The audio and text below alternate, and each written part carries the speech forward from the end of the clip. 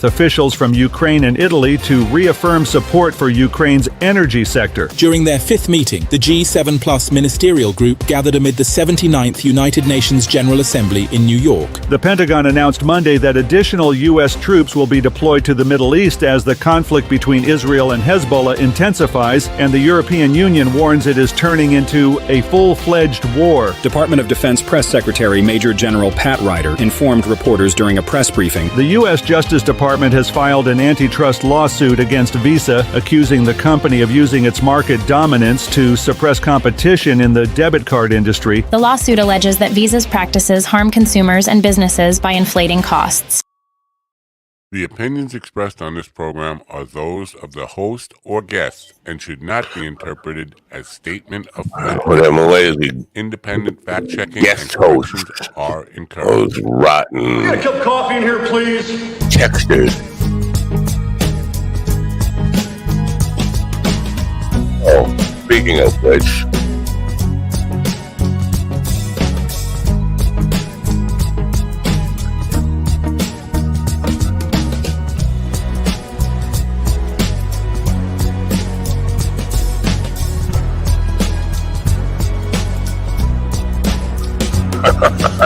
Damn good coffee. And hot.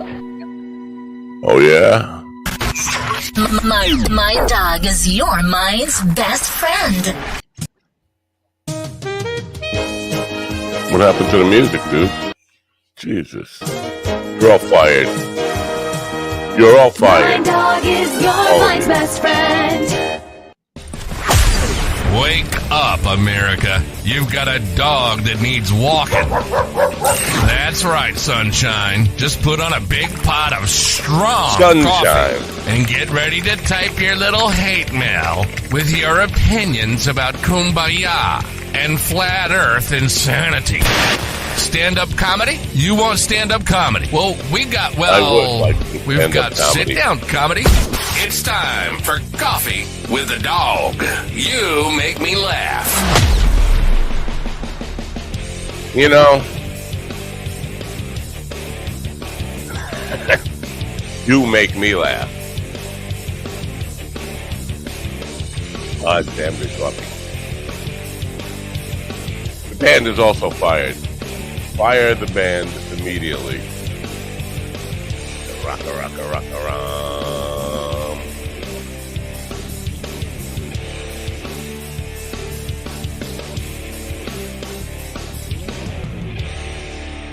Oh, good morning, you rotten people. You're a friendly curmudgeon, old geezer, boomer, whatever you want to call me. Just not loving autumn so far. It's been gray since it turned autumn. Just since the solstice. Is it the solstice or equinox? Equinox, right? Saturday night. It has been just gray and feeling like winter already. Like we're going to skip over fall completely, autumn completely. Not to be too much of a downer on my own personal situation here, weather-wise. People in southeast bracing for a Category 5 hurricane. Not to be taken lightly at all. Category 5 is what Sandy was. Sandy pretty much obliterated New York City. About 10 years ago, I think. It was just about 10 years ago. Might have been even more, 11, 12, something like that. So, thoughts and prayers. There's nothing. Well, we need Donald Trump back with his little Sharpie to revert the storm kind of inland, and so it will die sooner. Die, storm, die. I think we have a good show for you today. My first guest this morning will be a lady named I'm going to say Kay Cody. I'm going to say Cody because I have a bass player. One of the bass players that plays with the Rockin' 45 spells his name the same way, Cote, and his name is pronounced Cody. Now, I'm going to roll the dice and go with Cody, and she's going to come in and say, no, it's Coat, you dope. And then I'll be like, well, That's just one more name I can't pronounce. In the second hour, we're going to hear from Aaron Bullitt again. And listen, I can tell you how Aaron Bullitt's going to go. We're going to say, what's new with you, Aaron? Where are you performing? And he's just going to ask GD basically for advice on how to build a comedy career. And that's going to be the second hour. I'm kidding. I'm sort of kidding, but I'm not kidding also. One of the things that people, when you live near New York City, and you're in New York State especially, and you live near New York City, people think you are New York City, and you should know about New York City, everything that goes on there, including the politics and the news and all that stuff. Eric Adams has been indicted, the mayor of New York City, on corruption charges, but they're not saying exactly what he did. And I don't know. And this is not being really covered by the news. The only reason I know about this story, and you know, I'm not a television guy. I don't watch television, in other words. But the only reason I know about the story is through Twitter. And, you know, it's a politician, so obviously it's going to be very political. Eric Adams, for people who don't know, is a Democratic mayor of New York City who's a former cop, very pro law enforcement. So you would think, you know, Republicans would kind of, you know, like the guy a little bit because he's pro law enforcement. But no, they are celebrating his indictment as he's guilty of corruption. What does corruption mean? To this point, the only thing I can ascertain is that it has something to do with area bars and clubs, which I should care about and I should know about. But I don't know what the New York City mayor can do in terms of, because these are federal corruption charges. What the New York City mayor could do to bars and clubs that would rise to the level of federal corruption charges. And there are no details. You know, I spent the morning Googling, trying to find out exactly what he's charged with, what he did. I have no clue. But he is being defiant, as just it seems the rule now.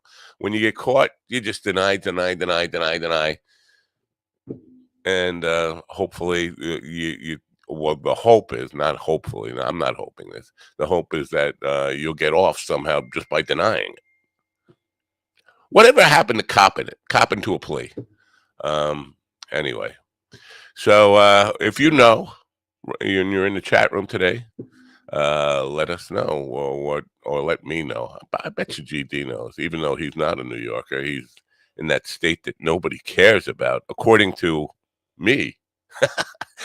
The real, you know, Opus is cutting up reels of this stuff, 1 minute reels, and apparently I was giving GD some flack about Maryland yesterday, and that reel is why nobody cares about Maryland. It seems to be doing very well. Anyway, so we're going to get started in just a minute. You're going to meet the people from the gentlemen from the Dog Pound who have an obsession with texting nonsense all night long and wondering why nobody responds to them, and accusing me of being like what I am. An old curmudgeonly boomer who's in bed, not trying to avoid their ridiculous texts all night. Before we get started, we have an obligatory spot that I have to play for you. Although I would love to play it even if it weren't obligatory.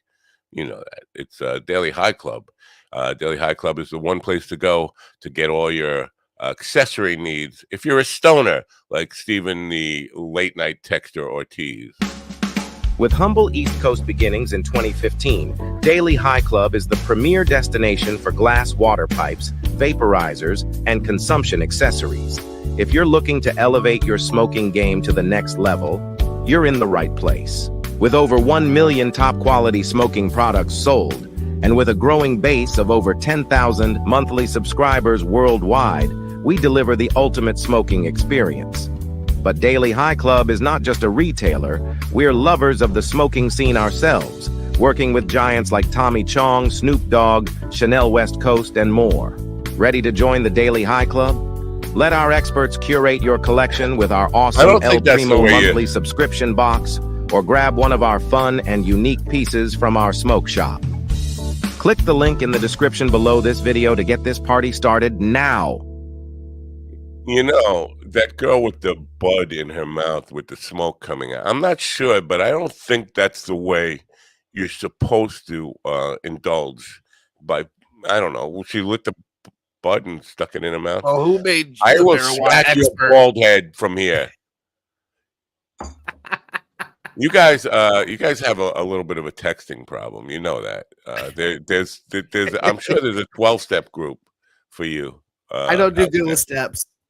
And Ron, you really need to I don't know, get some browser cookie washer, whatever. Your browser history is full of just like the most perverted, disgusting stuff. And what happened? What happened? I really want to know what happened. If God forbid the hurricane comes right up to York, Pennsylvania, and just blows you away, and you're dead, and somebody's going through your browser history, you don't care how just perverted and ridiculous and nasty you people, your legacy will be. No. He is muted, isn't he? Oh, I thought he was muted. It's just his brain mutes the lips. He doesn't have to mute the microphone. It's nothing that bad. It's only a few weirdos and a couple murders and things like that. Nothing that bad. Well, maybe my parameters of what qualifies as bad have changed over the years, I guess. Dude, I don't know. I think I figured out how Ron finds this stuff. Oh, so don't act like you don't love it too. You're right there with him.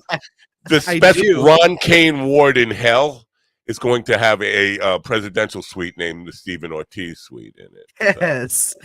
Hey, but listen, I figured out how he does this, and it happened this morning while I was waiting for us to go live. I was going through TikTok, and I came across a really weird video, and I was like, this can't be how they are.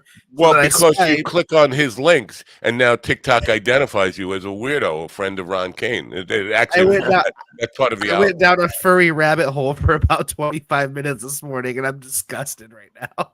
I know. I could tell. And you're also quite stoned, aren't you? You come to the program stoned every morning, stoned out of your mind, obliterated. You're just man. It's called waking. Look, I got my cup of coffee right here. All right, and all right. At this time, I would like to introduce my best friend of the last 37 years, 137 years actually, Mr. W.C. Fields. Good morning, W.C. Good morning, America. MindDogTV.com. Are you worried about tomorrow? Worry no more. MindDogTV.com and consultants consult our psychotics. In fact, don't call us, we'll call you. Just put your phone number in the chat and someone will call you. We predict you're going to meet a stranger. MindDogTV.com. Someone will call you. I promise you. If you put your number in the chat, someone will call you. It might not be who you want to call you, but you will get a phone call. Matt, just so you know, Matt, I talked to Kay earlier today, and her last name is not pronounced Coat. It's pronounced Cody. It's pronounced Jacket. It's pronounced Jacket. Jacket. Yes. That's instead funny. Of Coat. Is that what you call in the forensic humor business? Is that what you call like low-hanging fruit? My fruit hangs so low it scrapes the ground when I walk. Yeah, we don't want to be insulting to guests before we even meet them. You know, we want to welcome her into the show, make her feel comfortable, and then we can start insulting her and making fun of her last name. I haven't insulted her. Right. I'm just letting you know you're saying her name wrong. And if I'm saying it well, wrong, I say everybody's name wrong. You know what? This is the thing. This is what occurred to me. Is that every day we get these people with really like extra vowels and extra consonants in the wrong places, and I'm always saying I want a nice, easy name, just a four-letter word, just a short Smith Jones, and I get one with a name like that, and I still fuck it up. But Matt, that doesn't work because the last time Aaron was on, it took you. The last 3 times it was on, you kept calling him Jamal, and that's not how you pronounce his name at all. Jamal. So, Well, it's better than what he used to call him. So I don't recall that, but I'll take your word for it. Oh, I don't have the tapes because every time Aaron's on, I destroy the tapes immediately. But I'll take your word for it. Now, if I'm sure that I'm saying Kay's name wrong, and she's going to correct me and say it's not jacket, it's not coat, it's blazer, because I shop at Marshalls or something like that, or So we'll see. We'll have her on. First of all, I think I don't want to belabor this point anymore, but coat is not COTE, so this joke has really no valid premise to start. First of all, what do you mean joke? I don't understand. Oh, it's not a joke. Okay, I don't understand the concept of joke. Fine. You're all going to be wrong, and it's going to be pronounced cardigan. You all are going to look stupid. So before we meet her, I have to address something. It seems like because I love Thursdays. Thursdays are a great night for gigging. But I know the difference between Thursday and Friday, and I know if I have a gig on Friday night, I'm not getting up Thursday morning and saying, "Come to my gig tonight." Do you get where I'm going with this? Yeah, the Reverend really fucked up. How do you not know that this is not gig night for? I don't know. See that ever since COVID, I have lost track of days. But I know if I have a gig, that's the day. Excuse me. Are you not the one who said that you thought you had a gig on Friday night, but yours was Saturday night, and someone else had their gig on Friday night at the same place? Are we talking? You are absolutely correct in that. But that was a week. Right. That was a week in advance, not the day of the gig. I'm not like if I have a gig tonight. The gig is not the day. It's tomorrow. The Reverend messed up. Talk to him. Why are you talking to me? Well, for the record, I don't think it's an age thing though, because I also screwed up because I agreed to help you tonight, and I will be balls deep in Nebraska by then probably. So see, listen, you have my condolences. I don't know what you're gonna do in Nebraska. Other than I'm just driving. You know what? It. Stop by. And Jeremy. What's Jeremy's Doc Peterson? Jeremy Peterson. Stop by Lincoln, Nebraska, and say hello to Doc Peterson. He is one of the biggest promoters, independent comedy promoters out there. He's doing like amphitheater shows and selling them out. So you look him up on my Facebook friends, Jeremy Peterson. Send him a friend request. Tell him you know me. Say I'm going to be blazing through Nebraska. Can you throw me a corn husk or something on the way to wherever loser place I'm going? Look for Reed Metcalf because he may be in Nebraska now because he disappears frequently. No, he's in Aaron Bullett's neighborhood, right? Or no, he disappeared. Remember? And then he disappeared forever. And then I thought you found him in Texas, but I'm not sure. Okay, I don't remember finding him ever. Okay, I don't know. We're gonna meet the person you have already. I don't know, just really pissed off. Pissed her off, man. Yeah, playing mean games about her name, which is a very simple name, and I believe it's Cody. Kay Cody is a super connector, not just a connector, a super connector. She's got a big S on her. She's a speaker and community builder in the music and EDM industry in Austin, Texas, which used to be the music capital of the world in the 90s, and now it's the comedy capital of the world. I think the comedians have blown out the music community down there. Well, she'll elaborate on that and probably tell me you're wrong, you dopey old boomer. Anyway, is EDM the same as BSDM? BDSM? It's not the same as BDSM. You're going for a little more low-hanging fruit. I get it. I'm going for clarification. There's a difference. Good morning, Kay Cody. Good morning, gentlemen. It's actually Cote, but they say Cote. Yeah. Oh, what are we, French? I added the French accent back on, yes. All right. Good morning. Thank you for being here. I think that's a good one, too. Now, when you do that, do you have to go to the Department of Motor Vehicles to have that change, or can you just do it and let them worry about it later? I didn't go through the trouble of adding the accent back on to my driver's license or anything like that. I don't know if that's a doable thing, but I just write it that way and I pronounce it that way. But most people say Cody, so that's the like American pronunciation. I have a bass player who spells his name the same way you do, and he's Paul Cody. Paul Cody. Anyway, are you an Austin native? Were you born and raised in Austin, Texas? I was not. I actually moved here in December 2022 from North Dakota. I was a Fargo girl. North Dakota. Wow. Yeah, I have one friend in North Dakota, Reed Messerschmidt. He's a podcaster, storyteller, writer. Anyway, so what brought you to? Was it the music business that brought you to Austin? It was actually just the vibe. I had visited here a couple years prior to that, and really just loved the energy, and also the weather is much more palatable than back home. It's so cold in the winter, so I figured, Yeah. Well, now you've gone from places where you will experience extreme cold in the winter to places where you will experience extreme heat in the summer. So it's still extreme, no? It is still extreme, but I would take the heat over the cold any day. Me too. Me too. Most people I talk to would the opposite. They would prefer it because you could. The thing I always get is you can always put a sweater on. Yeah, you always put another layer on. Can't keep taking layers off. You can't on this program. Anyway, so now as you may be able to tell, I'm a dinosaur. I'm a very old person, but I remember the early 90s, and I went to Austin in 92. Everybody said, you got to go to Austin, Texas. That's where everything is happening in the music business. I went there and I said, I'm no way I'm going to be noticed in this town, because you couldn't move without bumping into a musician. Is it still that way?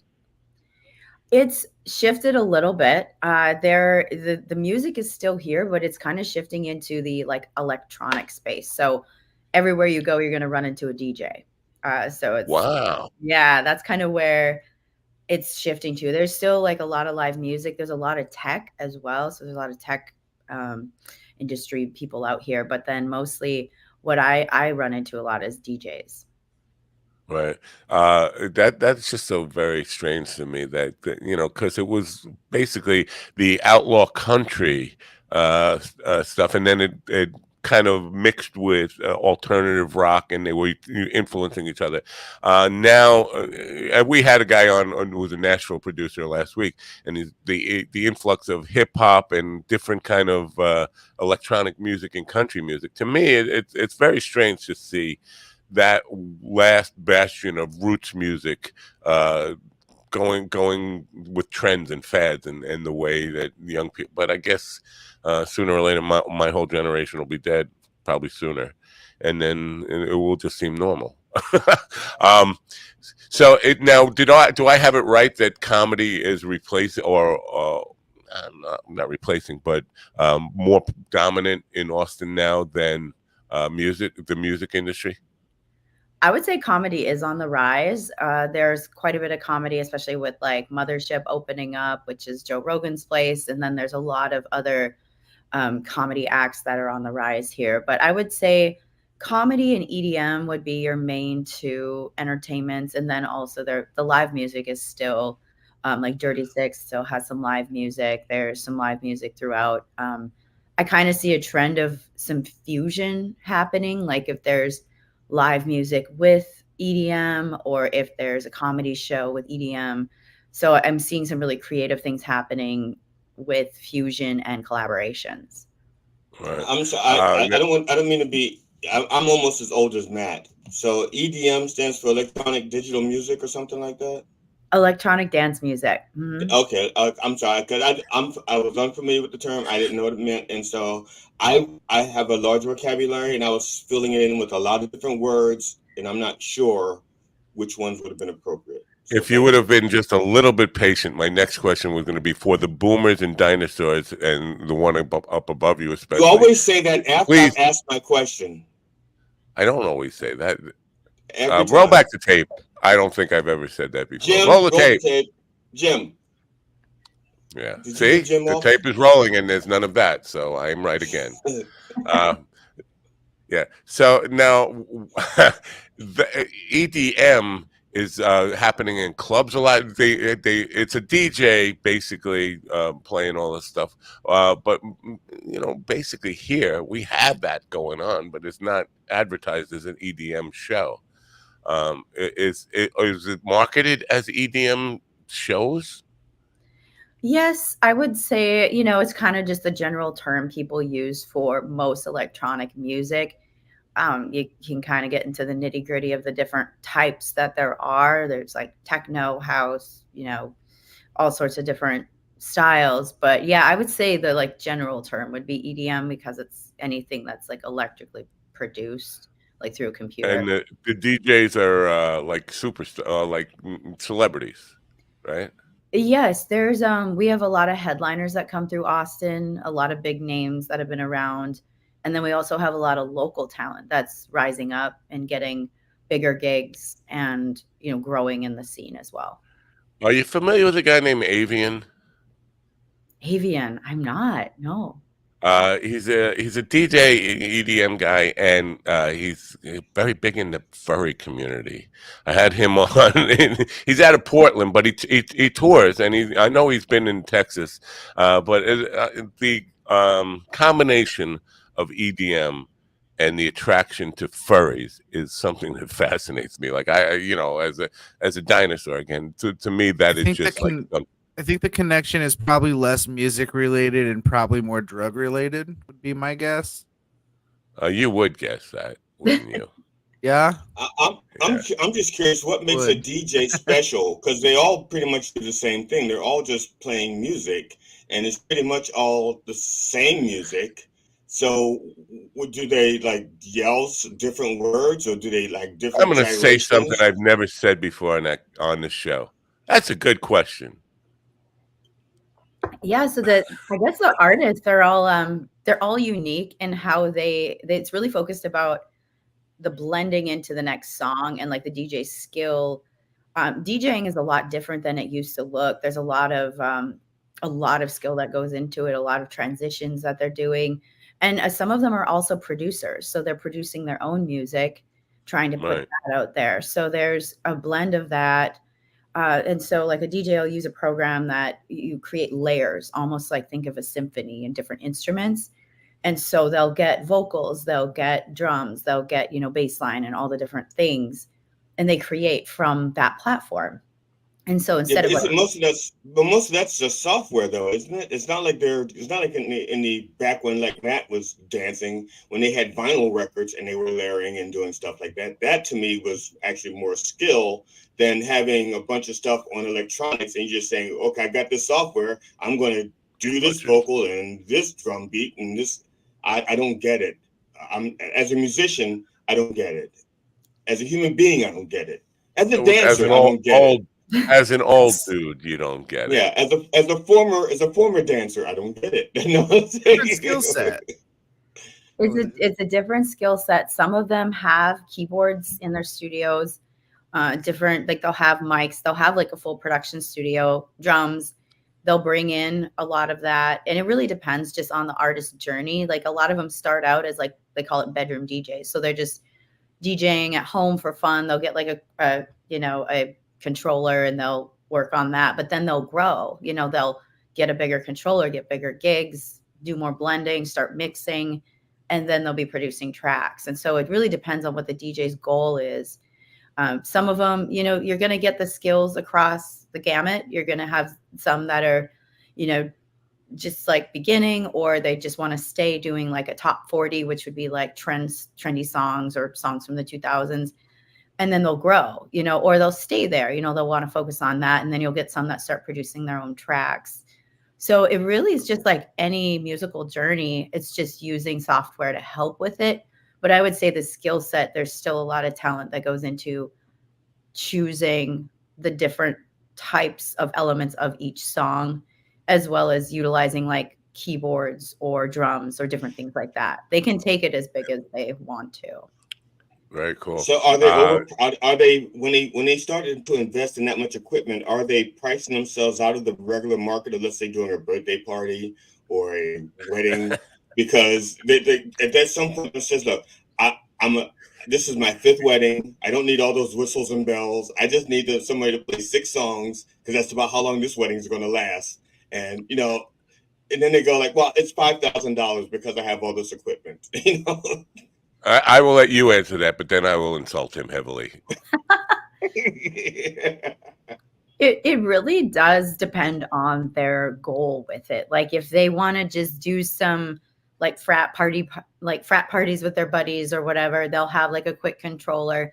But some of them take it very, very seriously. I work directly with some artists that take it very seriously and are looking to get headliner gigs on the big stages in the 3,000 plus, warehouses or different things, different stages across. And then some of them do go on tour. They'll start to tour. And I've interviewed some headliners in the past on my show that have been touring for 20 years and they've been in the industry for 20 years and they were on the vinyl. They were those guys that are now, they've had to grow as the equipment has changed too. So I would say it really depends on what the artist wants out of their career and how much they want to grow. Okay, for example, the guy who did the DNC thing. Okay, I don't know if you watched the DNC convention, but he basically just shouted, right? Hey! Yeah, right. Yeah. Yes, and I don't know how much he got paid for that gig, but he's seen all over the world. But when I see that, I think to myself, I could teach my monkey to do that, except for the actual verbiage. But my monkey could yell. My monkey could yell. He just couldn't yell words. I did not know you had a monkey. Let me just kind of interject this thought here. You are showing your boomerness by when you say birthday parties and weddings and stuff. That if they don't have weddings anymore. They don't have birthday parties. Oh, sure they do, but nobody who's doing that for a living wants to. That is hell. This is the gigs I get.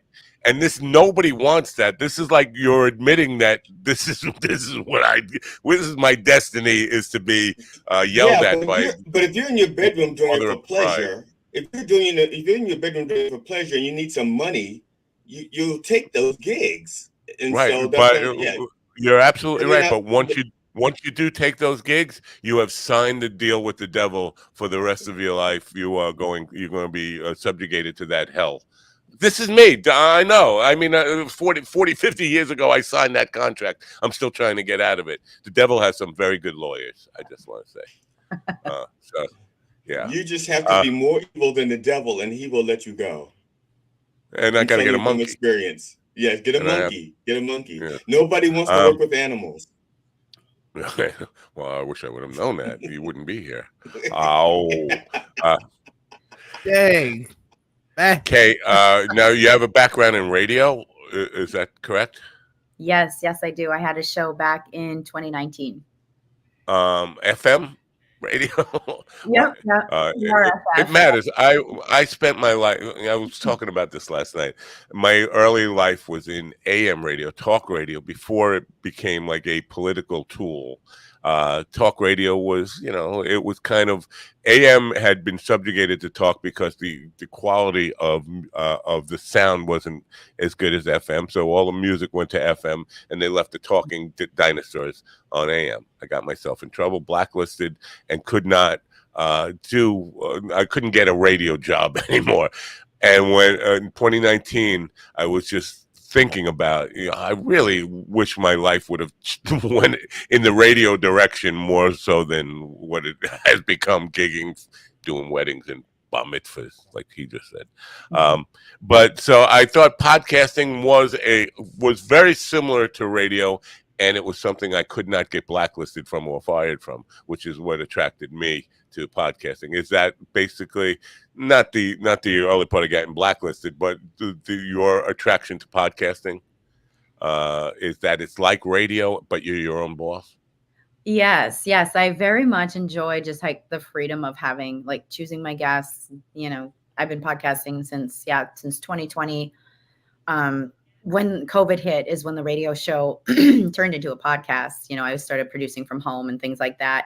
But yes, the freedom, I've tried different networks in the past, and, you know, kind of having to ask permission for what my content is was a little bit unnerving, but, you know, I've kind of worked with both, but I do prefer the podcast route. It's been such a fun journey. I've had some incredible A guests. lot of people started in 2020. It was and I had started in this because I had done podcasts before. Most of those were for not my thing. It was doing it for other businesses that I had done for as far back as 2006, when basically the technology was kind of invented in there.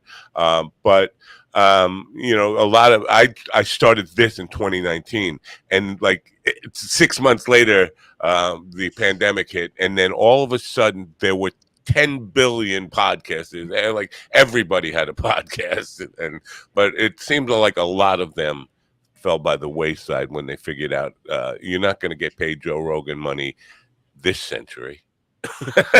It's a long time to build up a following and all that kind of stuff. So, so now Amplify EDM. Is that your company? Is that your startup? Yes. Amplify EDM is my company. Okay. And now that is a podcast, because I'm looking at the website. It seems confusing. You're doing a show, but then you have other people signing up to do shows on your network. Is that what it is? We do media and events. And so we're an event company that highlights local talent and utilizes the electronic dance music to make events epic. And then we also have a community, which is the podcast Amped Cast, where we interview artists and then sometimes have them do a DJ set as well. Wow, very cool. Now, what your demographic is? It 20s, people in their 20s? Yeah, our main demographic, I would say, is like that 25 to 34-year-old range, but we also do have some a little bit younger, some a little bit older. So we'll work with, you know, just about anybody. Are you a futurist? Futurist? What does that mean? What futurist, meaning, well, kind of planning out, because thinking ahead of 10 years ahead, because you look like a young lady right now, and that you'll probably fit into the demographic that you are appealing to. But like, if you look at me, I am an old man, and this format has pretty much a younger audience. So you try to figure out, well, how 10 years from now, 20 years from now, I'm going to be, well, you're going to be 50 years from now, you're going to be my age. And then you're still going to be aiming your focus at a generation that is not yours. It's kind of yes and no. It's because people who are into EDM, I've noticed stay into EDM. A lot of my like friends and the people I work with are in their 30s and 40s, and so I feel like the music is going to stick with the generation as we age, as well as bring on the up and coming generations too. It's going to be really interesting to see how the culture and the like EDM itself kind of evolves over time. But yeah, I'm thinking about that stuff for sure. I'm curious about where it's going to go. I doubt I will be alive to see it, but I'm always curious about the evolution of music and how we get from one thing to another. I had done a short on the history of hip hop, and people were sure that that Hotel Motel Holiday Inn thing from the 70s was the first one. And then I was looking at the history of hip hop and how it originated, and there was some really interesting surprises in there, and I want to get into all of that. But the evolution of it and where it might go from here, that's a curious thing to me.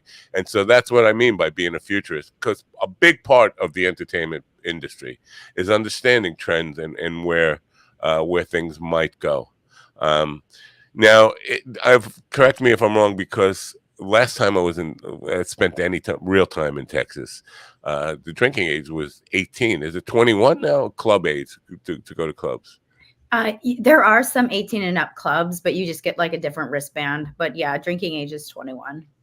Okay, but they have, because I'm just thinking about the future and young people younger than 20 into EDM music and dance music.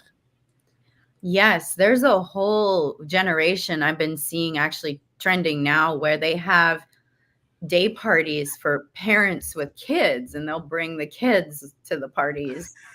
It's very interesting to see, but like the music I is would smack them. it is interesting to see. Yeah. Yeah, well, in my little corner of the universe, I don't like when people bring their children. Yeah, and I don't. I'm not an anti-kid guy. I don't hate children. It's just if you spend too much time, you become babysitter for them. The entertainers become the babysitter. The kids come up and they want to be part of the band. It's not fun. So now back to Amplify EDM. You're doing in-person live interviews with. Is it just locals, or do you have national, you know, celebrities or DJs, performers come in? I've actually done both versions. So we do what I call green room podcasting. So I get brought in by an event that has like a headliner, and then we will do interviews set up in the green room where we sit down with the headliner as well as some of the supporting acts, and do a series on that. And so I was recently in the green room with his name is Luigi Madonna, and he's a famous techno DJ and producer from Italy. And so I got to, have that discussion with him. I also do local events too. We just launched a series called Sessions, where we sit down with an artist for a half-hour interview in a studio, and then they do an hour-long set, and we have a live studio audience and things like that. So it's really cool to see how I've been merging podcasts with the electronic music world. But yes, we've been doing both local and international artists. Do you have a furry community in down there? I haven't seen one. I'm sure there is. There's everything in Austin, and some of the costuming at these events is pretty wild, but I haven't seen furries specifically. Lumpy, why are you shaking your head no up there? Are you I don't know. anti-furry? This is like the fourth time you've mentioned furries this morning. Well, because really concerned about what you've been doing. Avian led me to believe that there is a huge furry community, and his shows are completely furried out. And my problem with the whole furry thing is, when I was young, I had played some costume characters like that, and they get hot. And it just standing around in a mall or something where you're like a big rabbit or whatever the hell. But it gets hot just in normal circumstances. I can't imagine under hot dance floor lights and dancing the whole time. Everybody's got to think like real animals at some point. Well, you're telling me you can't stay cool with a little bit of no? Man, I don't know. Not in that suit. And honestly, how dare you kink shame? It's 2024. I don't. I'm not kink shaming. Listen, if it's kinky, I'm all for it. But if you want to come in a raccoon suit, you can. We're not going to judge. I haven't seen a raccoon suit. USA, baby. That's right. Yeah. All right. Okay. Is this? Oh, GD got excited. GD, sit down. Yeah. We don't need to see what's in your beard. By the way, there is a little bit of bacon hanging there. In your beard. That's turkey bacon. I don't eat pork. Oh, turkey, right? Gross. Okay. Is this the career you imagined for yourself when you were a kid? Like, because last night I had a minister on. She was talking about purpose and finding your purpose and all that stuff. And I was thinking, the first thing we're asked as a small child is, what do you want to do when you grow up? And my answer was always, I don't want to grow up. But I'm just curious, when you were a young girl and people said, "Okay, what are you going to do when you grow up?" Is this what it was? It's funny. It wasn't like initially there on my mind, but like ever since I was walking and talking, I was singing and dancing, and I was obsessed with watching Liberace. I was obsessed with, I was an actor. I would do like little plays and stuff. I was never scared of that. And I always enjoyed entertainment, but being from North Dakota, there just wasn't really a market for it. So I kind of shut it down. But I did participate. Like I was the director of entertainment in college. I put shows together. Like music has always been really important to me. I was an artist. I'm a vocalist myself. And so it just like when I moved here, it just naturally came about. So it was something I think I always really did want, but I pushed it away because they're just, people were like, get a real job. So, I went Get to a real job. See, that's why I never wanted to grow up. I My, love that. yeah, my grandpa never cared too much for rock and roll. He said, "Son, that kind of music's gonna kill your soul." But he said one thing that was solid gold. He said, "If you never grow up, you'll never get old." So that's what I clung to. I don't think that was your grandpa talking. I think that was the radio talking to you. No, that was me. That was me talking to myself. Me talking to this microphone. So what now the super connector part is something you're making connections between artists and venues. Is that the super connector part of it, or what does that mean? Yes, the super connector part of it is, something I've always done even back home is I've always been a community builder. So like I will bring people together, and now I do it with doing, parties that bring people together and connect them. So yes, I'm always looking to connect creatives with opportunities to grow in their career and also connect artists together. You never know what kind of collaborations are going to happen. But it's always been something that just naturally has been part of my life. I've been able to introduce someone to someone else, and then something really cool happens. They'll throw an event, or they'll connect on a deeper level, or maybe a mentor to mentee kind of situation. So I love introducing people. I love playing kind of like matchmaker, but not like for dating, but just for like people and to connect. Right, I get it.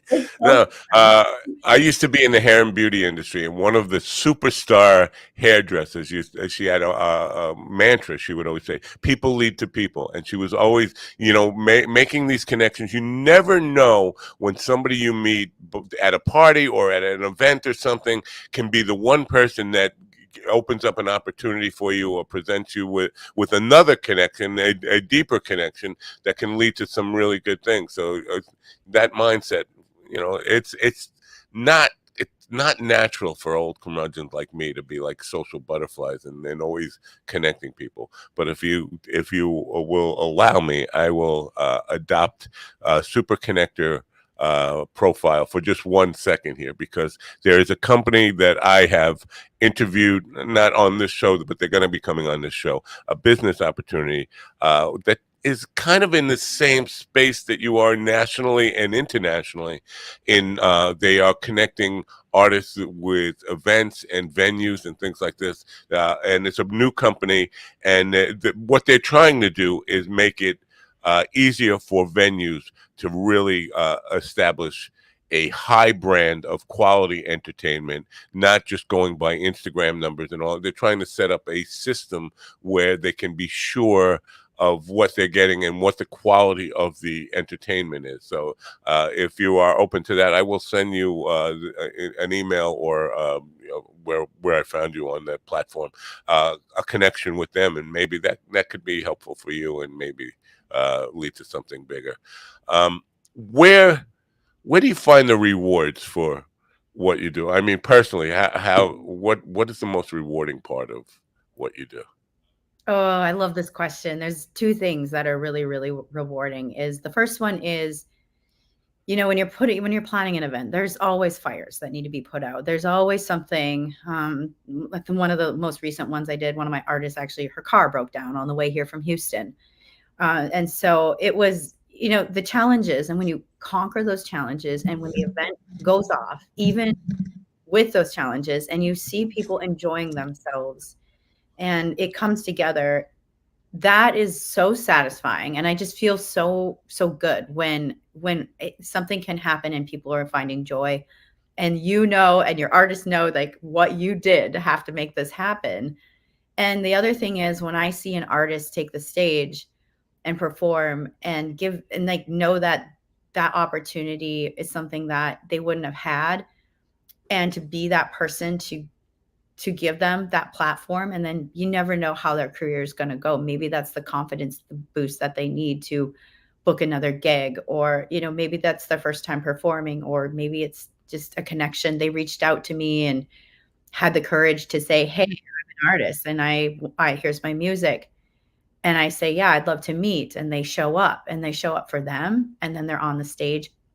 That to me is huge. Like, it really is heartwarming to see them be up there and bringing their music out and people enjoying it, and to see their faces. I'm a little jealous in that. How do I explain this? That you can make the connection between what you deem and what you find as your purpose, and the gratifying part of it. Because I talk a lot about purpose and understanding. Because I think a lot of people, even hardcore atheists like Ron Kane, and total stoners like Stephen Sitcom Ortiz, at some time have to question, what is the purpose of life? Why am I here? What am I supposed to be doing? And to be able to find a way to see examples of that, the idea that you have of your purpose is actually fulfilled in some way. Because for me, and I mentioned this quite a few times in the last couple of weeks, it's a struggle to see where it fits in. Like, what the hell am I doing here? And so I am jealous in that answer that you gave, because it did seem to indicate that you have been able to validate your purpose in some way, right? And so are you a person of faith, or do you think about these things, or you like Ron? Yeah, I'm a person of faith. Yes. Right. So now, do you believe in this idea of purpose, of a life's purpose, and that you were born to do something? Yes, I do believe in purpose. I do believe it's something, like, when I think about my experience, when I go back to like 5-year-old Kay, everything I was doing then was what I'm doing now. I was just this bubbly kid who wanted to entertain. I was just a natural entertainer, and I loved seeing people in an audience smiling. That's just something that's always stuck. And, fast forward 30 years, and it was something I never thought, I kind of like suppressed that because there was no opportunities. And I went through a lot of bullying. I went through a lot of like experiences in my youth that, I had to find that purpose again. I had to actually ask, like sit down and ask. And I did pray a lot about it too. And it did come back. That's when I moved here, I was on the health and wellness track. I was doing a whole different career. And I was like looking into the city one morning at like 5 a.m. I was running, and I just looked and I was like, I'm meant to do something there. And I didn't know what it was. And then I just started connecting with local artists. And I was like, these are my people. It brought me back to my times when my musician friends were where I found, my connections. When I wasn't fitting in school, I found musicians, I found artists, and that's where I reconnected with.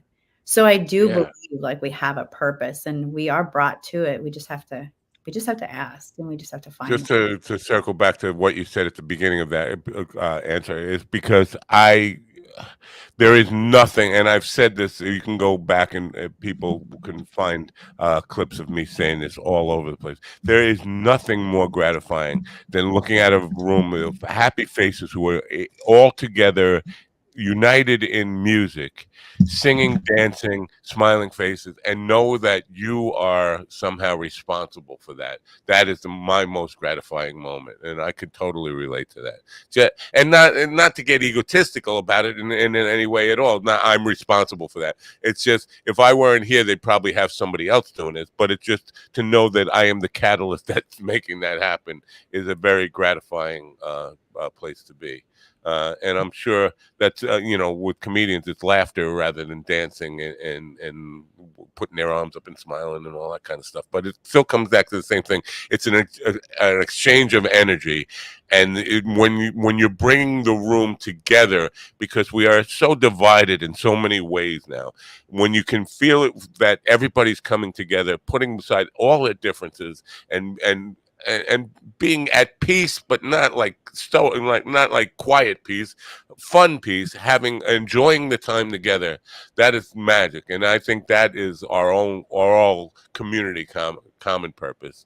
Not to get too much on a soapbox about that, but so yeah, that's a great thing. One question about EDM that bothers me.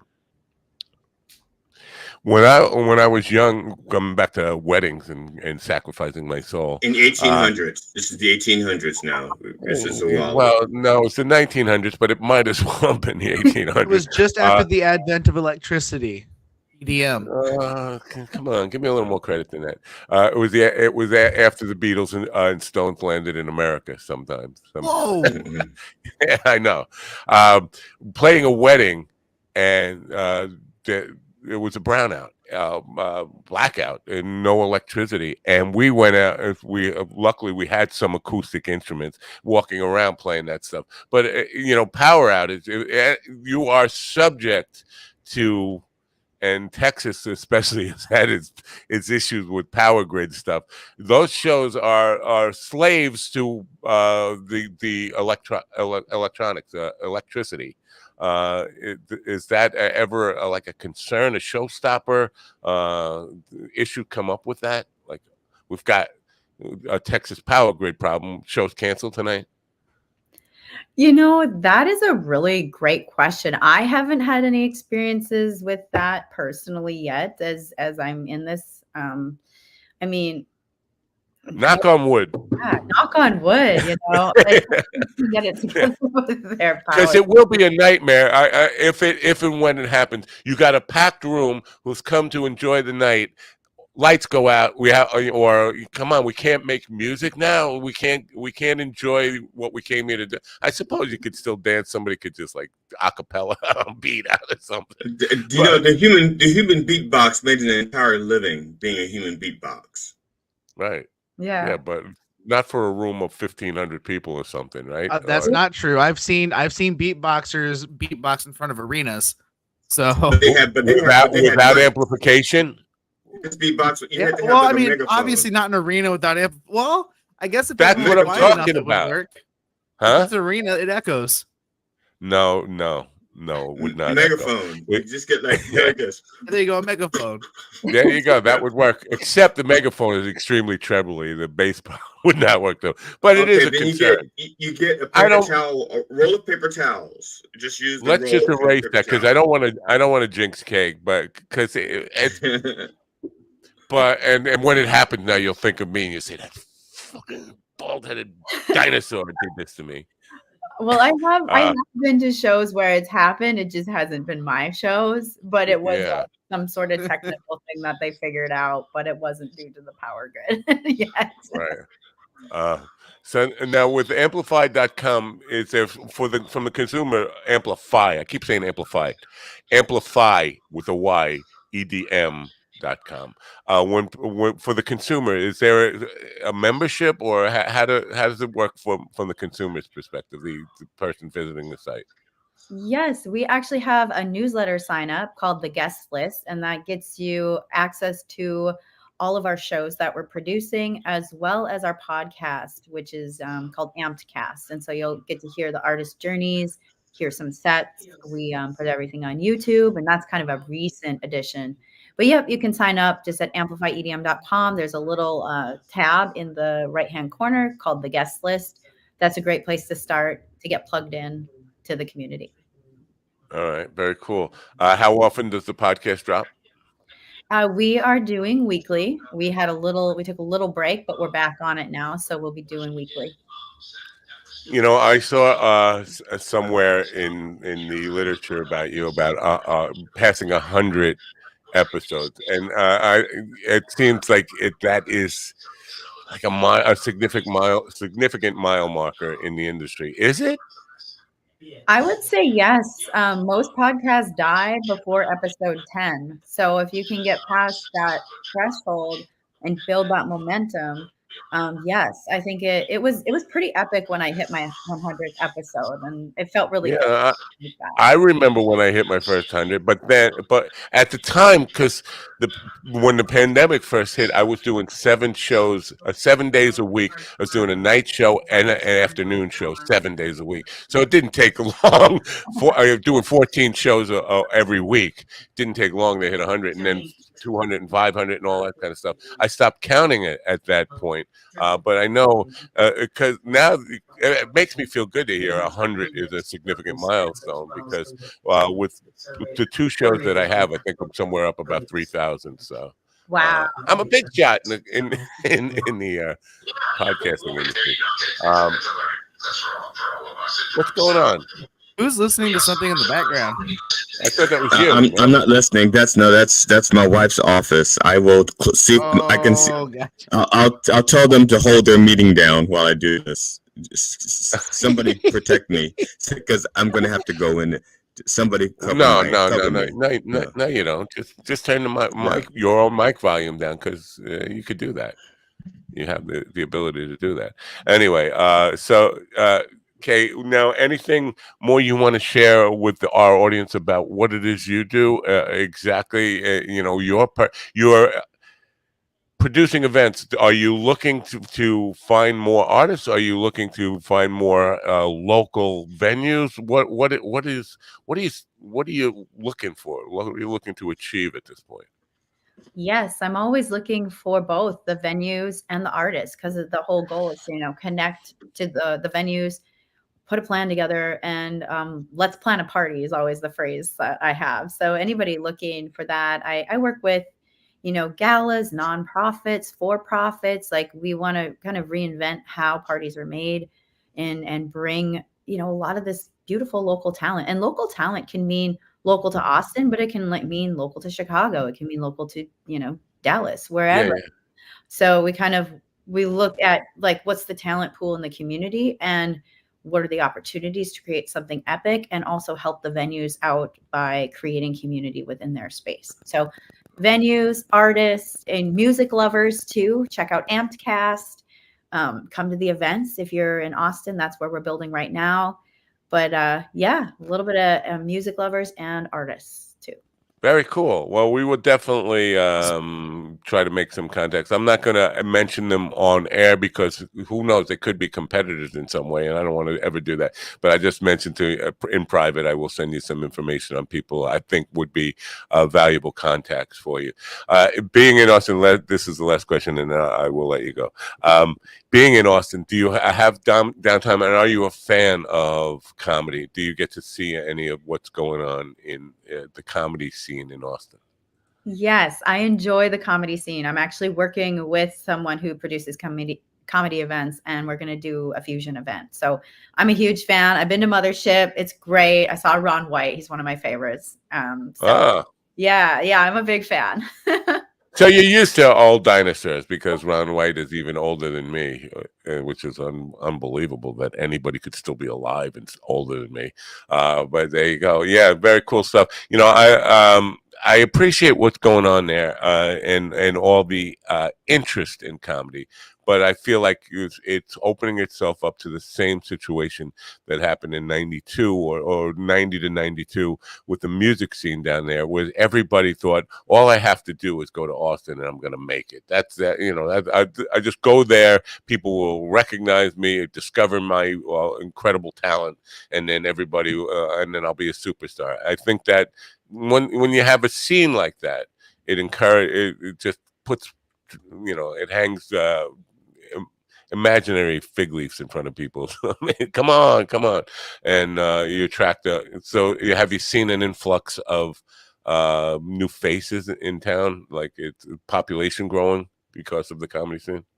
The population is going up here for like a multitude of things. The tech scene, the music scene, just like it's a great place, and I think it's one of those places like, when artists come out here, I always encourage them, if you give and put yourself out there, start building relationships, come to other shows. You know, the talent is part of it, but it's, if you're putting yourself out there and shaking hands and meeting people and being really supportive, it's a very supportive community. And so that helps with the growth. You know, I say Austin is a place where you give an inch, you get a mile. Everybody's willing to work together. So yeah, heavily growing. People are super chill. They're really great to work with. I mean, I built this company in a year and it wasn't even on my radar, and we're throwing big parties, and I never would have thought that would have happened. So yeah, it's one of those things. Come on out and make things happen. Well, good for you. I mean, congratulations on your success so far and continued success. Thank you for being part of this program. EDM.com, folks. Go there and support it. Listen, as a super connector, if you come in your talks with people, if you want to suggest, if people have things to promote, they want to come on here, we welcome just about anybody. I rarely say no to anybody. So if you have people looking for stuff to promote, you can send them my way, and we appreciate that. And I will be in contact with you about a couple of people I think that you might benefit from knowing, or they might benefit from knowing you. So thank you for being here, and we do wish you continued success. Thank you so much. Morning. Great to be here. Yeah. Have a great day. Bye for now. Cody. Cote. Yeah. Let me amplify EDM.com. Yeah, what happened? Everybody screwed up here. Now, Ron, you're doing the wrong thing. Don't ever touch my buttons. I will drive to Maryland, even though it's like the worst state ever. Well, probably not the worst. I'm exaggerating there. I will drive to North Dakota and I will stick a bomb up your ass and light the fuse if you ever touch my buttons again. Hey, Matt, I just checked my email. Stop sending those tasteful nudes.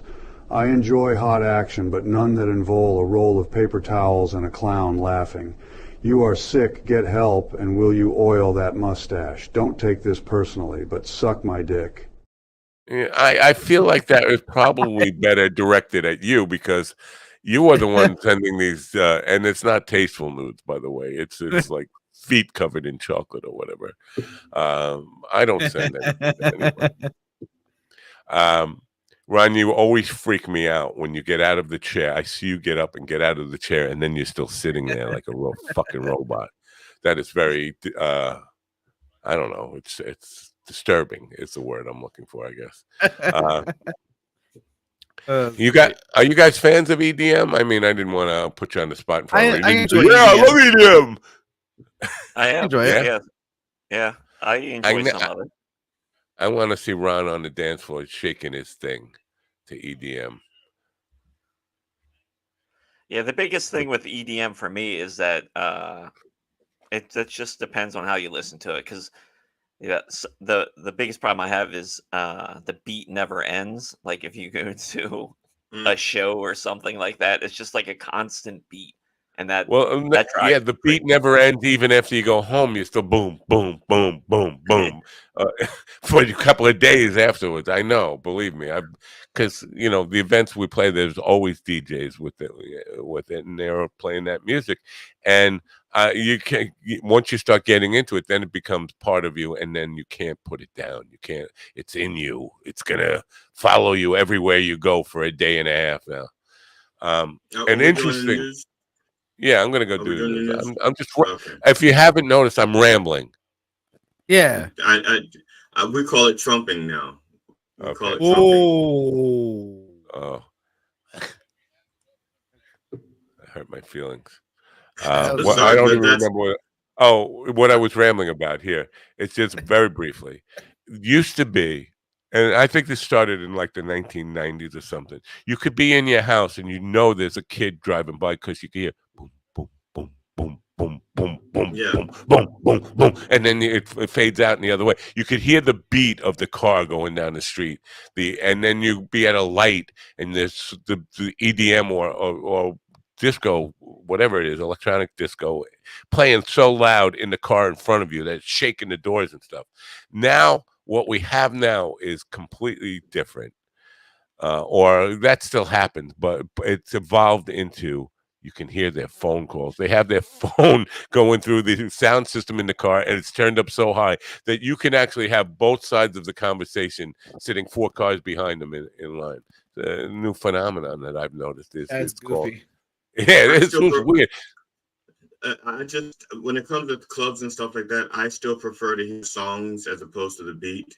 You know, songs end, the beat just goes. And I know that when I go out, a song is memorable. A beat, you know. Well, that's why very EDM. momentary. That's why the shit isn't played in like regular bars and shit. Like there's an EDM night or something, you know. It's not just a normal thing that's played for a reason. I think that's why. I disagree. Here in between oldies bands and in between country bands and in between Latin bands, they have EDM playing almost everywhere. Really? And it could be just a New York thing because we just fucked up. But my thing is, like I said, I can be nostalgic over a song. I've never been nostalgic over a beat. I've never heard a beat. No, I like a good song. Yeah. But there are back in 2018, I heard this beat. Never. There's a whole genre of musicians who call themselves EDM musicians, and they are songwriters. But the singing and the vocal parts of it, and especially the lyrics, take a back seat to the beat. It becomes like you're really not really in love with the song. It's all a few of the EDM guys that I listen to do a fusion of the EDM with real instruments as well. Like the one guy, Kofresi, he uses he obviously uses all the digital stuff, but he also plays drums with it. And nice. I'm gonna play the news here, but before I do that, I just want to say, Stephen, are you concerned when you go to the EDM club in your furry suit? You know, you're dressed up as like a big bear or an otter or whatever you're in your furry suit. Yeah. And are you concerned that the cameras are going to spot you dancing and then your disability check is just going to wither away or stop? Well, that's the whole point of being a furry is I get to wear a mask. So I'm not worried about it. So all right. Good answer. You were prepared for that. I'm impressed. Now with the news is my second best friend for the last 37 years, Alan Edwards.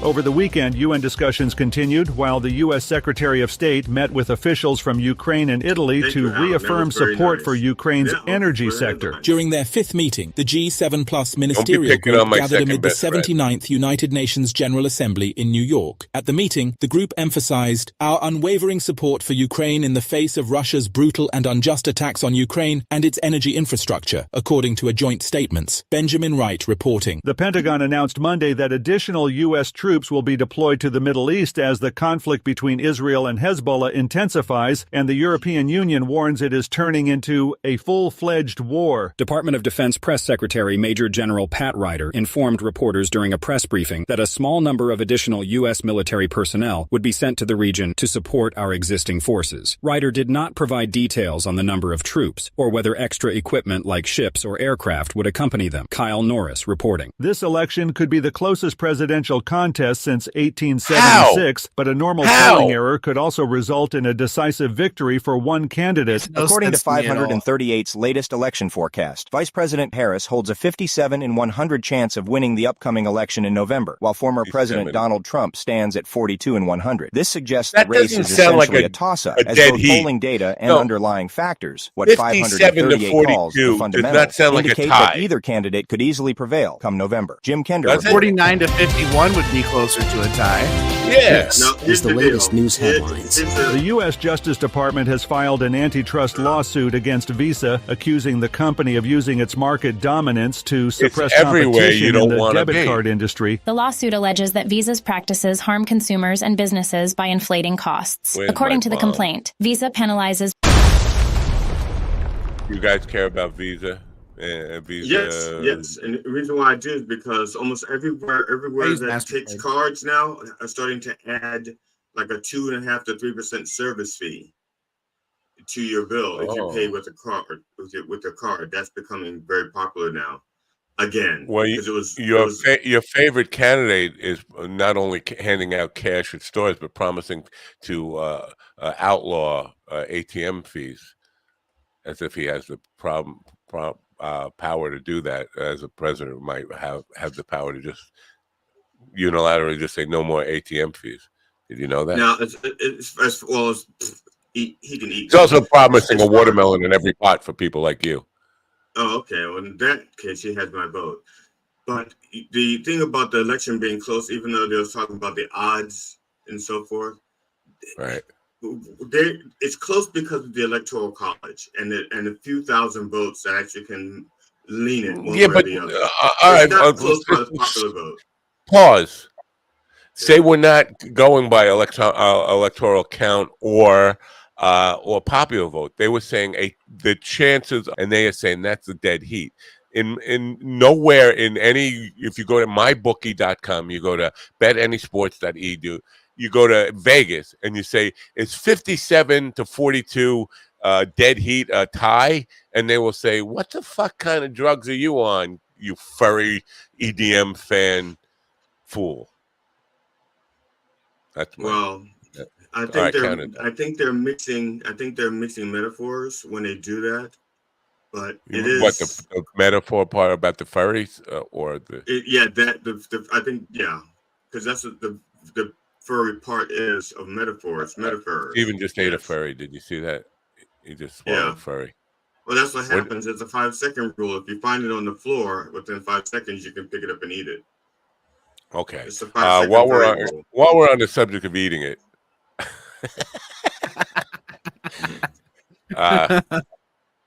Adam Sandler calls bombing in a comedy club eating it, and I get it. I totally get that. But you remember Bob Gresky? Do you guys remember Bob Gresky way back in the 100 years ago?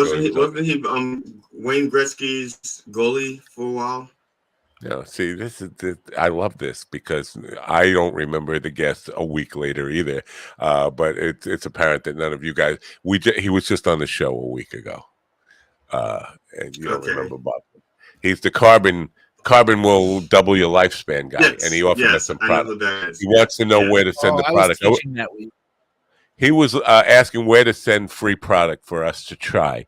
And I was going through all those text messages. Here's the deal. 100 years ago, I asked you guys about the eyeglass people that never came through, addresses to send the sunglasses to. They never came through. But he's asking for addresses to send this double your lifespan product to. And I was going through the text messages, and I got to go through chocolate feet and guys playing in the sandbox and like 1,000 of these perverted texts that Ron sends, and I couldn't find addresses. The question I have for you guys: do you want to be guinea pigs for this thing? Do you want free product that you can try? And there's a second part of it. Follow up is: are you willing to do it every day on this program so we can track your use and see if you feel like your quality of life has improved as you use this free product? Sure, I'm down. You are. What's it do again? Like grow hair on your nut? It's supposed to improve the quality of your life all around, make you feel better, more energetic, healthy, give you more brain clarity, more energy, all this stuff.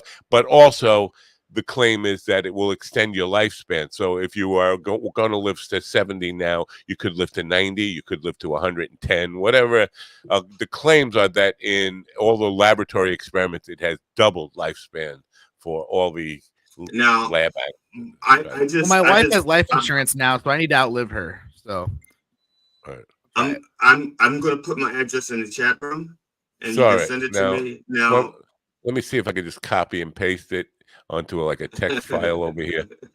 So I'm into myfurrysexobsession.com. God damn it, no. Yeah. Okay.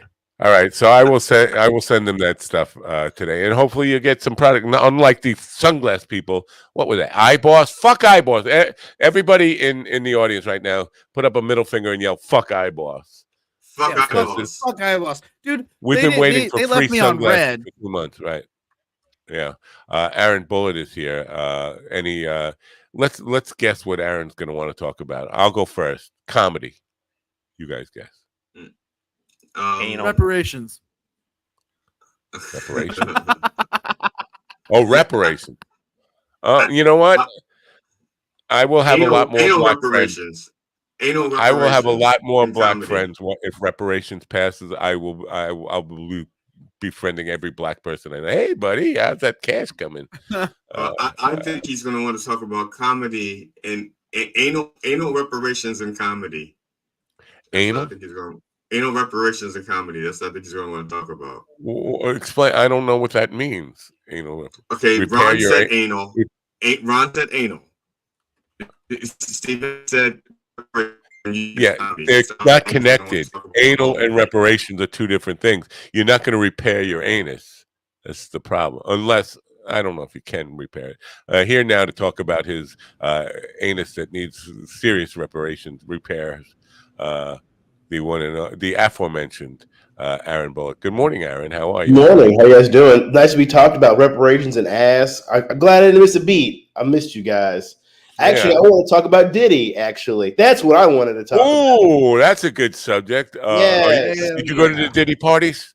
I did not go to any Diddy parties, but, I'm not that famous yet. But maybe I was thinking about it. I was like, you know what? If I had the opportunity, would you guys go to a Diddy party if you had the opportunity? To be honest, if I'm going to be totally honest with you, not at this point in my life, but if I were a young man in my 20s, being the horn dog, a sick bastard I was, there's a good possibility I might have ended up at one. We lost GD. He ran away. He started talking about Diddy parties. Well, and, let's guess who went to those. Yeah. Wow. How about that? GD running away from the Diddy party thing.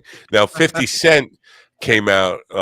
He was saying, I tried to warn you all about Diddy. You all wouldn't listen to me. What do you think about that?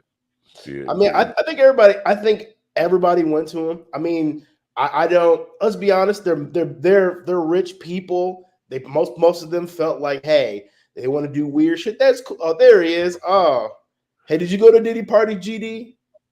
He ran to the Diddy party. No, I was there, but I was working. I wasn't enjoying it. I had to park cars. You missed a golden opportunity to say the Rev was there, but you've never been. Well, no, that sounds like an admission of guilt. Or did you leave 30? Did you do like Denzel? You leave 30 minutes before midnight. So you were there, but you didn't technically engage in the shit. So okay, that's cool. It's good. It's a good cop out. Before Diddy shows up. No, I had to work. I was parking cars. I didn't go in the building, not once. Well, here's an interesting thing. He's been arrested. He's and he's being held without bond. People saying he's in prison. He's not in prison. He's in jail. There's a difference, and people need to understand that he's in a holding cell. But they have not gotten to the point where they've been dropping search warrants on other people connected to him now.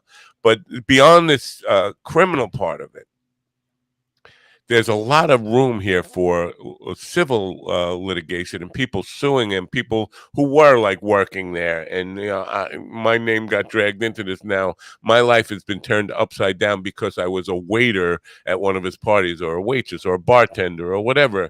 There's going to be a whole lot of that, and how much lawsuit stuff is going to be spawned from this is something nobody's talking about. Yes. Yes, so you as the dancing boy at one of his parties, you probably have a suit, a potential suit, some cash. Talk about reparations. You get your anal reparated, you get your wallet reparated, everything reparated at the same time. No, I don't personally see the big deal with this. I mean, I get it. Don't get. I mean, and hear me out, right?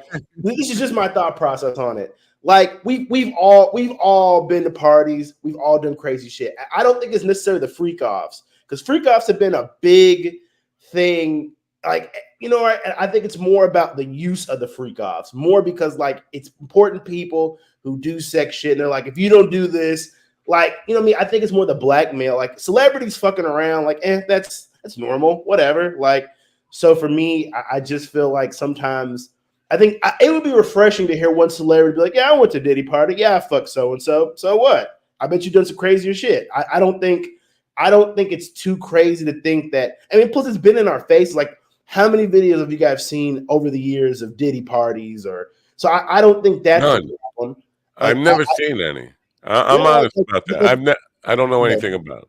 I didn't even know one song that Diddy had ever produced. I remember something about being pissed off in the 90s. At some point, he had like a Led Zeppelin soundtrack, and he was doing like rapping over Led Zeppelin. And I was like, Zeppelin should be immune to that. You got to draw the line someplace.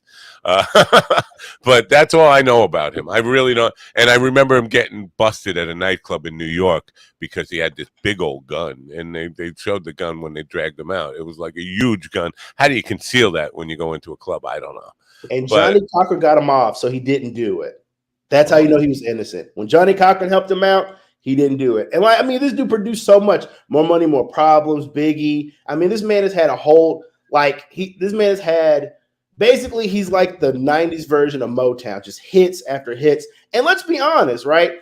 People are just like R. Kelly. People are still going to listen to his music. I hear you like, oh my God, this is what he did. But it's not going to stop me. And hell, when he gets out of jail, I'm gonna buy that album, just like R. Kelly's. I'll buy those albums and act like it's fine. So, like, I don't know, like, but I actually had a question for you guys. I was thinking about this because I was watching clips on it. Tupac had a quote that said, "I want the money, fuck the fame. I'm a simple man."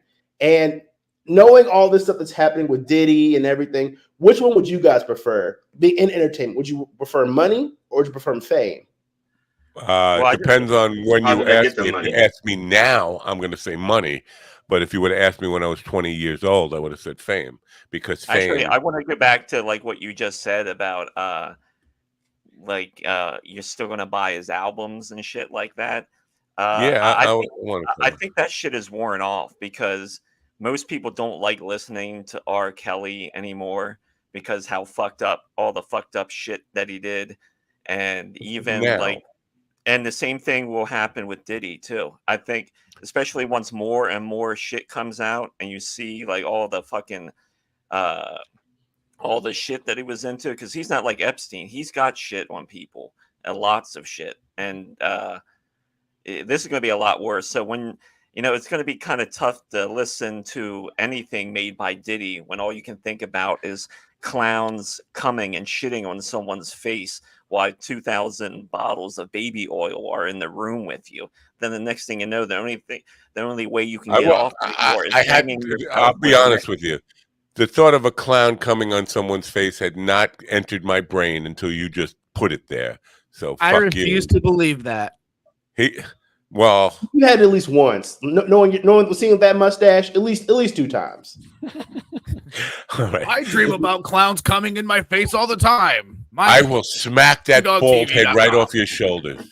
Because honestly, when a Michael Jackson song comes on, what do you think? What's the first thing you think about? Well, I'm glad you brought that up. Go ahead. Because first of all, I think you're right about that in the short term. But I know people who swore off Michael Jackson who are back now. I think as time passes, people are playing Michael Jackson records all over. I think R. Kelly's records will come back as time passes. Time heals all child rape or whatever. But except for there's images of Michael Jackson at these parties, which is right. I want to talk about the double standard, though, considering what you guys do and what your aspirations are. I think there is a double standard in music and comedy. And I know people who have fuck Louis C.K. What he did was like, he's the worst fucking person in the world. All he did was ask women who worked for him, "Do you mind if I jerk off in front of you?" And they said yes, and he did. Now, I'm not condoning that behavior, but I'm saying if you want to compare that to raping children, drugging children, passing them off, selling them to your friends, I would say what Diddy did is a whole universe further than Louis C.K., but people have sworn off Louis C.K. If you even mention that you're a fan, you're a bad guy. But yeah, I'm going to listen to Michael Jackson. I'm going to listen to R. Kelly. It's a double standard between music and comedy. Do you think I'm just absurd with that? I just want to address Carl Mann's thing. Carl Mann says everybody still taps their foot to beat it. I still beat it to feet. Yeah. Yes, I tap my feet. Yes, exactly. I beat my feet to tap it. So. I can't tap my feet. Not everybody. Are you talking about tapping your feet in a men's bathroom stall? Is that what he's talking about? It still counts. I mean, what was that guy's name? Refresh. It was a candidate. It was a congressman. I forget that guy's name. I think he put that into the social, the vernacular of the times, because nobody ever knew about that unless you were into that scene until he brought it up, and then all of a sudden it was like, I'm knowing about things I'd really prefer not to know about. Yeah, I don't remember that guy. That was Larry Craig. Larry Craig, yeah. In Minnesota, not to, right? Yeah. Didn't it happen in Minnesota? It was the men's room. Yeah. Yeah. You know how I found that? I just Googled Congressman foot tapper. Wow. Carl said I had a tissue paper with an offer under a cubicle once. What was the offer? I think that's English for stall. Yeah, bathroom stall. But what was the offer? That's what I want to know. Yeah, but they're still spitting on their cocks when they fuck in the ass. I mean, come on, get with it, England. There's lube. but let's really be honest, people. Like just like you said with Michael Jackson, there's a Michael Jackson movie coming out next year, and people are going to see it. So I get you wrong. You're not wrong. What these people do are tragic, and it is horrible. But there has to be a small bit of honesty. If people like, okay, it's just like with, I'm trying to think, it was like a Meek Mill, one of the rappers. They were like people come out like, he raped me, he did this. I think there's a certain level of some of these people. What's it with children? I'll say this: children and women. No, yes, but when it comes to some of these rappers, the men, we gotta be honest. Some of them are probably just gay. Some of them wanted it, and you're like, that sounds fucked up to say, but we gotta be honest. Everything we've all been in entertainment long enough to be honest to say that some people play. It's just like the Ellen, I see the Ellen comedy special that came out recently, right? Like her whole thing was, it wasn't me. I was just a front woman for it. Like, take some accountability. Like, some people I think it's more like public image. Some of these people wanted it. They wanted to have sex with the same gender. Some of them wanted to go to this Diddy party and do crazy shit. That was right. Before we go any further, let me just... The opinions expressed on this program are those of the host or guest and should not be interpreted as statement of fact. That's all I just wanted to say. I'm not saying the things these people do are right or wrong, because hey, whatever floats your boat. Again, when it comes to children, women, wrong. But we got to be real. Like, is anybody really shocked by any of this stuff that's happening? Is anybody really honest? And most people will over time. Yeah, they'll be shocked now, but people get over it because there's something else that'll come up. So I mean, I'm not the kind of person that's completely like, this is a travesty, the music industry is going down, and even all these people at Diddy parties, you could go literally decade, like at least to the 90s, going back, and these people openly said, hey, I'll go to these Diddy parties, I do this and that. So at this point, I feel like it's kind of on them. Let me just say this. If you are out there listening and you enjoy this program on a daily basis and want to hear more of it, start writing your letter to YouTube now and to Rumble and to Twitch and all the services that we regret having Aaron on this show this morning. I don't think the parties are shocking at all. To me, the parties should be happening. But when you start... there's no furries there. That's the when problem. You start bringing, holding people against their will and all that other shit, then it goes to a different level. Who gives a fuck if they were freaks and they're fucking 69ing each other while a fucking donkey is in the room? I agree. As long as it's consensual. Yeah. The donkey cannot consent. But a big part of it is the underage. Bieber was like, I think under 15 when he was first diddled, according to the story. Now that's Go ahead. But even his pastor, like if you go back in his documentary, his pastor is the one. Like, I'm not saying it wasn't necessarily Diddy, but like I think it's more like I think sometimes we tend to forget. People know the signs of these things and people know what's going on, but what we want, it's just like R. Kelly. I don't know about the white community, but black people, we've known about R. Kelly for years. Literally, there's even the Boondocks episode where they clearly told you what was going on. Even then, when that happened, that whole sex tape was posted on the internet and people watched it. Why? Because people knew about it. So I'm not saying these things are right or wrong, but I'm not surprised, and I don't understand why people are so shocked, because people it's like people know about these things, but it's like only when after a certain amount of time, it's like with R. Kelly. Like, again, once he got indicted, people were like, oh my God, he's so wrong. But no one said anything when he was making those Chocolate Factory albums. No one said anything when he was going on TV. So it's like things get passed along so much and people get so desensitized. Or it's just like in music videos. There's this one music video with Faith Evans. Diddy had her dance with some kids, and people are like, I never knew. This is shocking. Not really, because it was on MTV, #1 album, and then only when literally. So and even though this is the Boondocks episode was about his trial, during the trial, not before, but even then there was, even with R. Kelly, he was on BET. He did an interview with Aaliyah, and they basically said they got married. So like, you know what I mean? Like, I'm not saying these things are right, they're not wrong, but people know about them. But people wait until the last minute to be like, I didn't know this. This is shocking, but it's clearly in our face and people know about it. So why now are people like shocked about it? I hear what you're saying, and part of me agrees with what you're saying, but there is a slippery slope that you are endeavoring on to here now, because we can't assume that everything a comedian or a musician says is based on facts of their lives. If that were true, we'd have, because you can't assume that every joke is based on that person's life. People sometimes just pick topics they want to talk about and they think are funny. A funny thought occurs to them. We can't assume because somebody makes a joke about whatever it is, pedophilia or any of that stuff, that they are a pedophile. And that's the slippery slope you're going down. I do agree that these guys basically put it out there a lot that they were into this stuff in their music, and we shouldn't be necessarily shocked by it. But by the same thing, I don't think we can assume that just because somebody puts a topic about something in their art, that that's what they're into. I think, especially as a comedian, you have to be really wary about putting that into the social construct of how we treat comedians. Like, anybody who jokes about rape now and make any kind of, and I know there are people who will say there's nothing funny about rape, you can't joke about whatever you fucking want to say. But if somebody does it, that mean they're a rapist? I don't think so. This is probably not related, but it just triggered something in me. We're not talking about related. Oh, okay, good. I was doing a show in Iowa. It comes back to you. I'm sorry. Go ahead.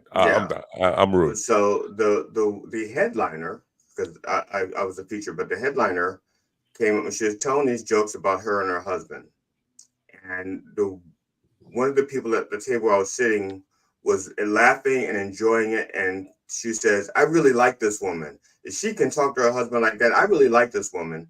And then about 3 minutes later, the woman says, I'm sorry, I'm just joking. I don't talk to my husband like that. And then the woman in the audience says, I'm so disappointed because I really enjoyed her when I thought she was that person. I don't, the material was still funny, but she doesn't enjoy the person anymore. All right. So I'm just. Well, and what was the point? Like I said, like I said in the beginning, I'm not sure that this is related. It just reminded me of that. Yeah, but there should be a point. I think what GD's trying to say is there are some people who can separate, if I can, my brother, that some people separate the artist from the music. And I agree with you, right? Like, yes, I can listen to an R. Kelly song and know that I like the song, but not the person. Right. And again, it is a slippery slope because some people can't. And hey, I think if you're the kind of person that can listen to a Diddy song and R. Kelly be like, I can't because of the implications, that's cool. This is America. That's the whole point. But for me, at the same time, let's not. Goddamn right. Some of these people, a lot of these artists put it out there and people know about it, or just like the surviving R. Kelly. How many people in his camp saw him marry this 15 and beat this 15-year-old girl? But money's involved. Then it took after all these years to be like, oh, you know what? It was horrible. It was wrong. So for me, I feel like sometimes it's not always the person. I look at the people. It's just like when this might sound crazy, right? This is just a thought. Like with school shooters, right? Okay, yes, the child is wrong. They go, they shoot up schools. That's fine. But what about the parents? Some of these kids get their guns from their parents. well, why don't you lock up the guns? So I feel like sometimes it's easier said than done to look at the person, but look at the environment they're in.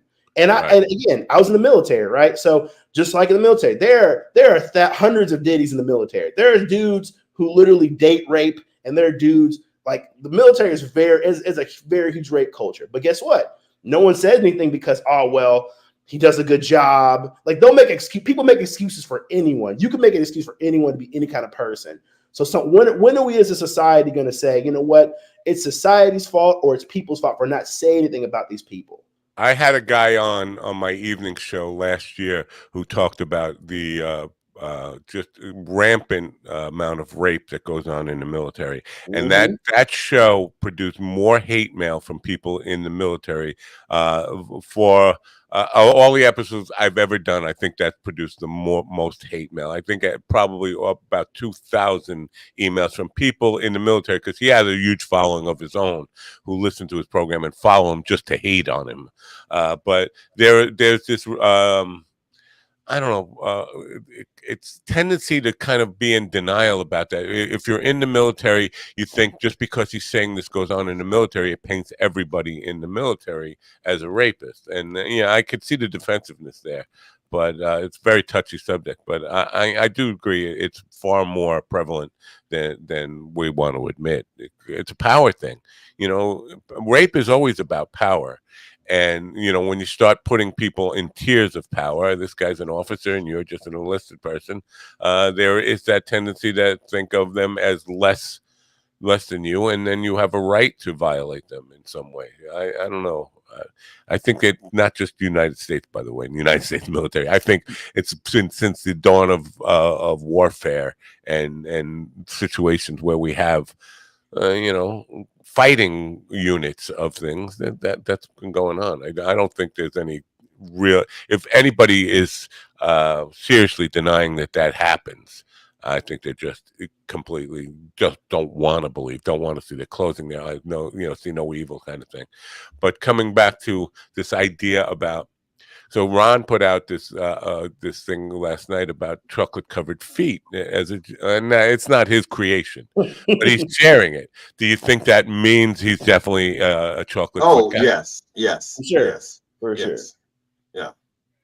That's I've seen his feet. His feet have chocolate residue all No, I between don't, the this toes. was like not his feet. This was like a chick's feet covered in chocolate. Like, what the fuck? No, is this but thing? Ron's feet, if you look closely, there's like chocolate residue between the toes. I don't look that closely. Thank you. And I'm not I hope I never do look that closely. You say that now. Well, you think I could be, you think I have the potential to be converted into a chocolate foot guy? I think so, for sure. It's all for me. It's the mustache. I feel like with that, again, you can do anything.